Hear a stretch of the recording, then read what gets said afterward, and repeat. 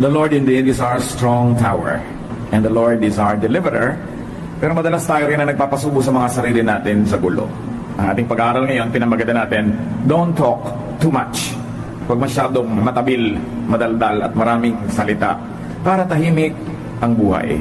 Dear God, we thank you that you are God of peace and that you are our shelter, our strong tower.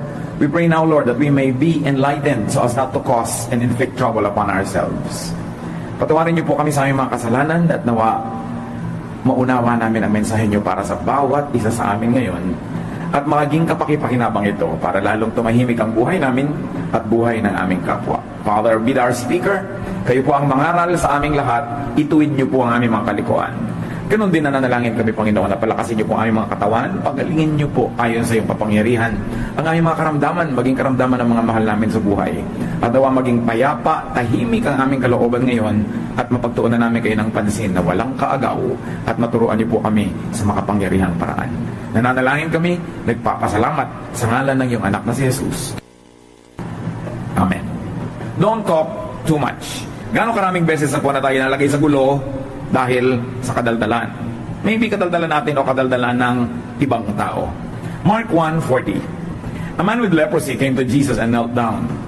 He begged, "You have the power to make me well, if only you wanted to." The man was gravely needy.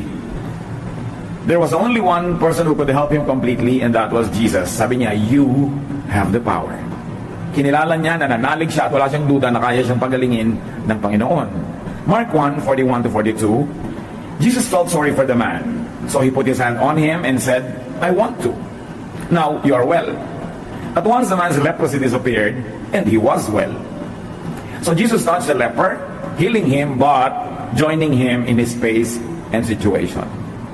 Pagka po tayo tumutulong, tayo naapektuhan, hindi pwedeng hindi. Pag tayo nagbibigay, tayo nababawasan. Pag tayo nagpapatawad, tayo ay merong tinatanggal mula sa ating sariling kapakanan tungo sa iba. In touching the leper, Jesus made himself unclean. At least ceremonially, because to touch a leper would render one unclean. And in touching the leper, Jesus gave power away. Isang example po ng ganitong power na nawawala pag ibinibigay, Mark 5:28-30. The woman said to herself, "If I can touch and just touch his clothes, I will get well." As soon as she touched them, her bleeding stopped and she knew she was well. At that moment, Jesus felt power go out from him. He turned to the crowd and asked, "Who touched my clothes?" Ganon na lang ang pananalig ng babae na pag nahawakan niya ang mga damit o kahit malaglaylayan ng mga damit na suot ng Panginoon kasi layers yung mga damit na yun gagaling siya. But what we see here is that healing drains the healer. Naramdaman ng Panginoon, lumabas ang kapangyarihan mula sa kanyang katawan at pumunta naman sa katawan ng babae na pakinabangan niya. Giving drains the giver. Mark 1:43-44. After Jesus strictly warned the man, he sent him on his way. He said, "Don't tell anyone about this." So balik na tayo sa kwento ng leper. Matapos gumaling yung may ketong na ito, sabi ng Panginoon, huwag na huwag mong maipapamalita itong naganap. Keep quiet. Jesus had his reasons but did not elaborate. Givers have the reasons for wanting to be anonymous and discreet. May mga givers na gustong i-announce yung giving nila at yun ang sabi ng Panginoon, huwag ka dapat ganun. Pero may mga givers naman na gusto tahimik lang at huwag nang malaman ng iba. So unless the giver wants the giving to be announced, it is better to be silent about it.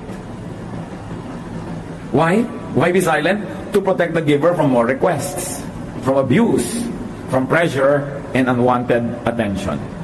Natandaan ko nung high school days namin, meron kami isang production, stage production, and we were getting donors and sponsors, and we were printing souvenir programs, ilalagay din ang mga pangalan ng sponsor, donor, etc., etc. Then I remember this very particular respected professor who donated a lot of money and said, "Please do not put me on the list. Huwag niyo akong ilalagay sa mga donor, sponsor, whatever." At ako naman, I had the audacity to ask her, "Sige, Professor Gapud, bakit po ayaw niyong malagay yung pangalan niyo? Nag-donate naman kayo talaga." Sabi niya, hindi lahat ng makakatingin sa program, pag sila magpo-produce, pupunta rin sa akin. Hihingi rin ng donation.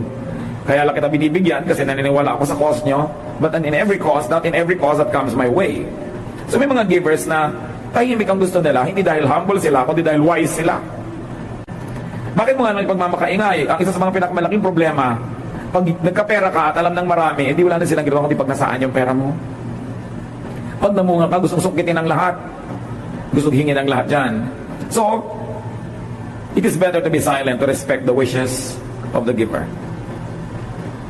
Napautang ka, huwag ka na maingay. Nabigyan, huwag nang maingay. Mark 1:45. Nanahimik kaya yung lalaki. Bilang na lang ganti at pagtanaw ng utang na loob, sabi, huwag ka maingay, huwag mo ipamalita. The man talked about it so much and told so many people that Jesus could no longer go openly into a town. He had to stay away from the towns, but people still came to him from everywhere. So yung pala isang dahilan kung bakit ayaw ng Panginoon na mabalita. Kasi masyado siya nagiging popular, pinagkakaguluhan. And you know, in Palestine, in this area, yung maraming taong nagkakatipon-tipon, malaking threat sa gobyerno. The Roman government was allergic to crowds, especially crowds in Israel that would easily get excited and make riots. So hindi dapat masyadong napapansin. So sabi niya, don't talk. Pero anong ginawa niya? Lalo nagsalita. Pahamak na recipient. Kayo ba pahamak? Yung nabigyan na kayo, malalaman pa ng iba yung source, pagkatuloy sila makikihingi. Nagkaroon na tayo ng benefit. Yung may mahabang pila, may isa kang kilala, sinenyasal ka na lang na doon ka na lang sa kabila para maiksi o tutulungan ka niya. Kitang-kita pa ng lahat, nagpupunta ka doon, sunuran tuloy, napapahamak yung tumutulong sa'yo. May mga ganun eh. Innumerable people lost opportunities to be ministered to by Jesus because Jesus now had to avoid entering towns. Maraming sanay na pagaling pa kung tahimik lang tong lalaking to, pero ang ingay-ingay niya. Jesus was terribly limited. Of course, now we talk about it because Jesus can no longer be crowded about and around by so many people. Iba na kasi yung panahon. You can talk about it. But at that time, Jesus preferred that such miraculous events be kept silent. And besides, he did not want to be known as a miracle worker. He wanted to be known as a teacher of salvation, of an emancipator, somebody who set people free from the needless imprisonment to religion and tradition and many social expectations. Pero dahil naaawa siya, nagpapagaling din, pero hindi naman yun ang number one reason kaya siya nagpunta sa lupa. Nagpatayo siya ng mga iglesia, hindi naman ng mga hospital.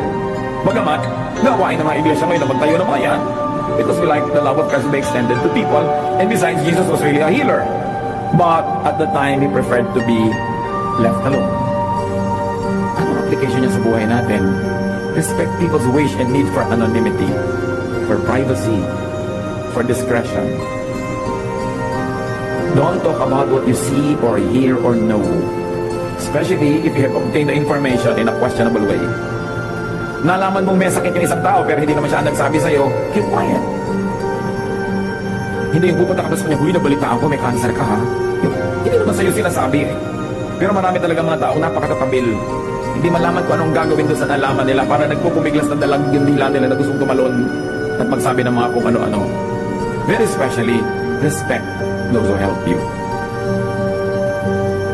May tumulong na makapag-enroll ang anak mo, ipapamalita mo pa, di mga anak nila nakapila din doon sa gate ng tao na yung kinabukasan.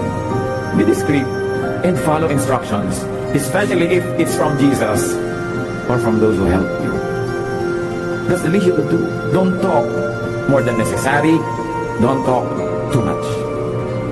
Proverbs 10:19, you will say the wrong thing if you talk too much. So be sensible and watch what you say. Yung kinumusta ka lang, kumusta, ikinuwento mo na yung buong medical history mo.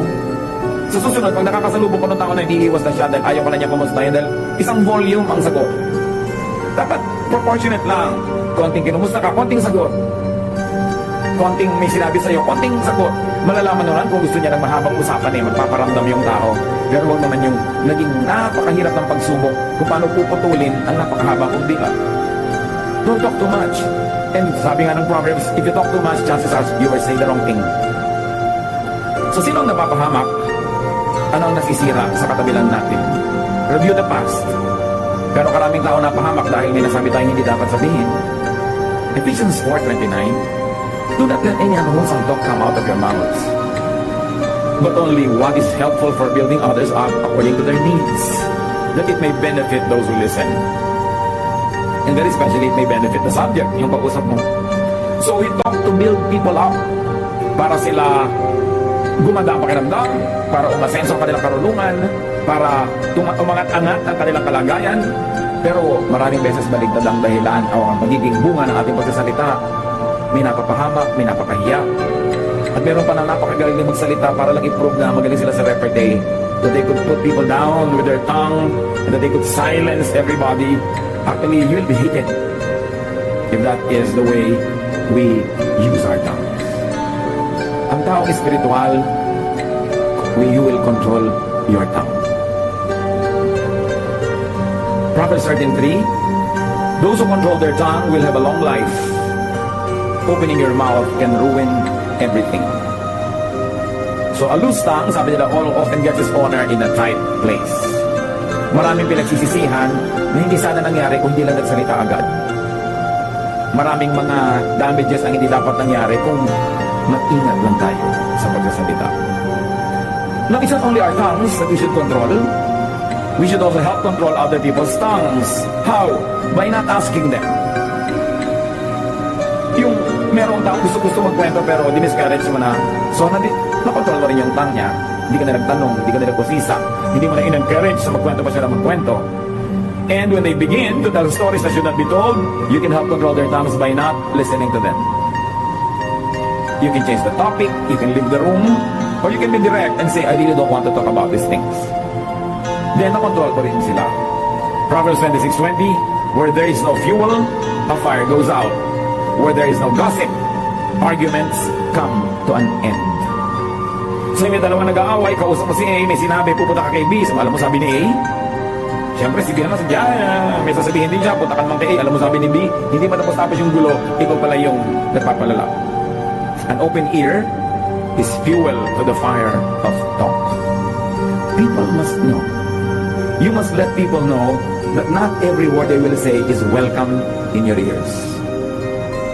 Dapat nag-aalangan din sila magsalita na makalaswaan, mga kapangitan, kapintasan, chismis in your presence. Respeto nila sa iyo yun. At dapat turuan natin ang mga tao magrespeto na in my presence, you cannot say just anything about just anybody because I will not allow it. Then you teach people to control their tongues. Sabi na Ephesians 4:27, don't give the devil a chance. In many ways, in every way. Pagka merong eager, tapos ikaw naman willing makinig, you are giving the devil a chance to take over. An open ear is a great chance for talk to grow. So, hold your tongue from needless talk. Pamimintas na wala namang uuwian na mabuti para sa pinintasan o sa nakikinig. Pagrereklamo na hindi naman mag-i-improve yung situation, lalo lang tuloy naging na-discourage, na siraan ang loob, o nawala ng gana sa buhay yung kausap natin. Close your ears for needless words. And there's one other thing. Forgive loose tongues. Gano'ng karaming beses na kayo nasaktan dahil may madaldal? Dahil may sinabing pangit, mali man o tama, pero pangit pakinggan at nakakasakit ng loob. Gano'ng karaming sama ng loob ang kinikimkim natin sa mga tao may sinabing hindi maganda laban sa atin o mga mahal natin sa buhay. You know what you should do? Learn from Jesus. Forgive. Forgive loose tongues. Sabi nga nila, they might not deserve your forgiveness, but you deserve your peace. And when you forgive, you become peaceful. So forgive. If you are not kind, forgive because you are wise. Kahit hindi nila deserve na mapatawad mo, deserve mong matahimik. At kung pagpapatawad lang, magbibigay sa'yo ng katahimikan, ba't mo naman ipagkakait sa sarili mo yung katahimikan na yun? Minsan sa gusto natin makaganti o sa kaayawan natin magpatawad, tayo yung patuloy at paulit-ulit na nalulugi. Kasi tingnan natin yung sama natin ng loob, nagagalit tayo, nagkakasala tayo, nasisira yung ating mood, nawawalan tayo ng gana, nasisira yung creativity, at the end of the day you lose. Minsan ka lang ginawa ng mali, pero ting araw-araw aalalahanin mo yon. One day, every week, every day, every month, di 30 times ka nang nalugi. Eh kung 2 months, 3 months, ang dami-daming beses mo nang nalugi for one offense committed once. But every remembrance multiplies it. And it happens as if it just happened again. So yung pagpapatawad, lalo sa mga matadaldal, nanira, nagchismis, huwag na kayong umuwi ngayon na may dala-dala pang galit, ipatawad nyo na. Sabi nga natin, kung hindi kayo dahil mabait, kasi dahil matalino kayo. Kasi kayo rin yung nagdadala, kayo rin yung nahihirapan. May nagsasabi that speech is silver, silence is gold at the right moments. So kung minsan, ang maibibigay lang natin sa ating kamag-anak, sa ating kaibigan, sa mahal sa buhay, the gift of our silence. Yung halimbawa, yung may mga sakit, alam mo naman na hindi pa gumagaling, alam mo naman na nagdurusa pa, naghihirap pa, pinipilit pa rin magpagamot, tapos lagi mo itatanong, how are you? It's a very thoughtless question. Because you know na hindi na siya well pa, anong ine-expect mong sagot? I'm not well. Edi the question and the answer will make the person feel bad. And just going through the motions of explaining to you why the person is not well already adds burden to the patient or to the ones who care for the patient. Lalo lang yung nasa ospital, textan mo, kumusta ka na? Eh alam na alam mo nasa ospital pa. Kung magaling na kasi yun, nasa bahay na yun.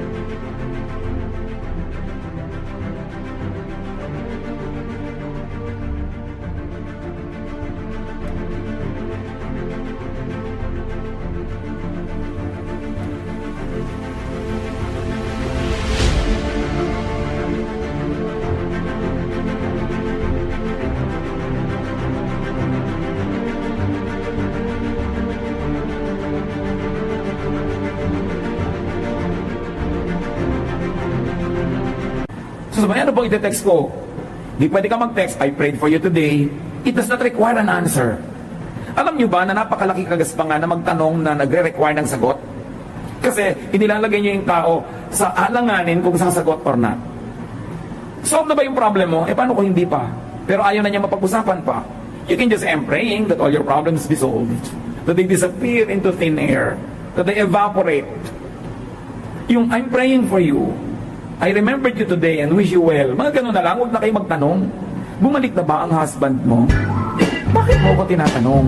Eh kasama mo ngayon, ba't babalik sa akin? Diba? Yung mga ganyan-ganyang mga tanong na useless. Kung isa naman hindi natin gustong manakit, hindi natin gusto mang-offend, di lang tayo nag-iisip na nakaka-open na pala yung mga style natin. Mas mabuting tahimik. Don't always require an answer. Kahit mga anak nyo, darating sa bahay na para walang kakibo-kibo, medyo malungkot, magtatanong ka lang ng isang diagnostic question. Kahit na gusto bang kumain, it's already a signal that you want to talk kung may problema siya. At pag naramdaman yung parang ayaw, ba't hindi ka kumikibo? Tapos ayaw ng kumibo, ano, kumibo ka? It's a pressure. Kaya nga sinabi natin, most of the time, your silence is already a great gift. Especially if any word you will say would only become judgmental or self-righteous, or it would be a pressure to the other person. Give the person the gift of your silence.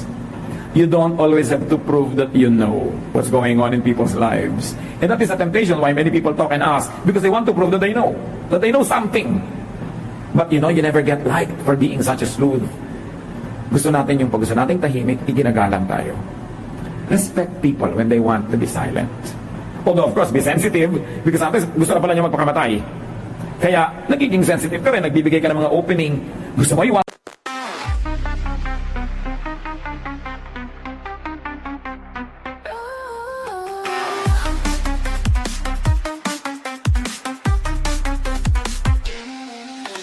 Lost in the shadows where love used to be. I'm searching for solace, but it's hard to see. The ghost of your memory, it still haunts me. A bittersweet reminder of what used to be. Oh, my heart is aching like a heavy stone. Longing for your touch, but you're gone back home. In this dark of night, I'm left to grieve. Trying to move on, but my heart still bleeds. Tears fall like rain as I whisper your name. Wishing I could turn back time to the love we sustained. But now you're gone and I'm left to decay. A fragile heart that's lost its way. Oh, my heart is aching like a heavy stone. Longing for your touch, but you're gone back home. In this dark of night, I'm left to grieve. Trying to move on, but my heart still bleeds.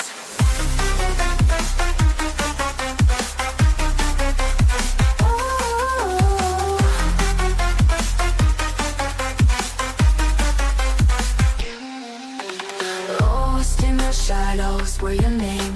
Wishing I could turn back time to to the love we sustained. But now you're gone, and I'm left to decay. A fragile heart that's lost its way. Oh, my heart is aching like a heavy stone, longing for your touch, but you're gone back home. In this dark of night, I'm left to grieve, trying to move on, but my heart still bleeds.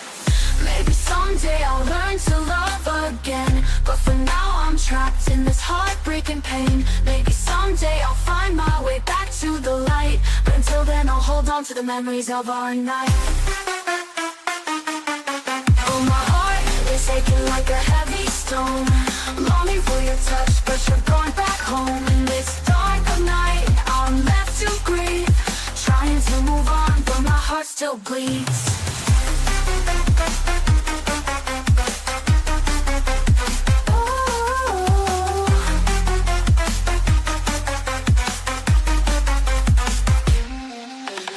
Fading away like the love we once made, leaving me with just a memory. A love that's faded.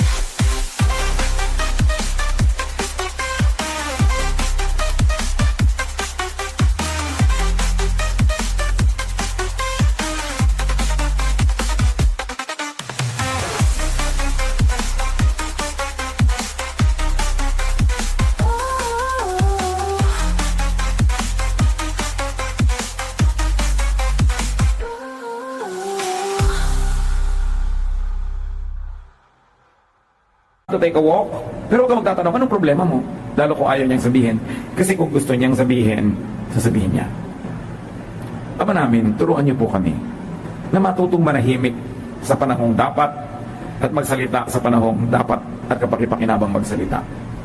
Turo mo sa amin, Panginoon, yung pananagutan ng gift of tongue. Na nung binigyan mo kami ng kakayahang magsalita, meron ka ibinigay na pananagutan. At sinabi rin sa Biblia na mananagot kami sa bawat isang walang katuturang salitang sinasambit namin. Turuan mo kay Panginoon na pag magbubuka ng bibig, yung nakakagaling, nakakagamot, nakakapagpaginhawa ng kalooban, at kung maaari pa nga nakakapagpasaya, nakakapagpaluwag ng dibdib.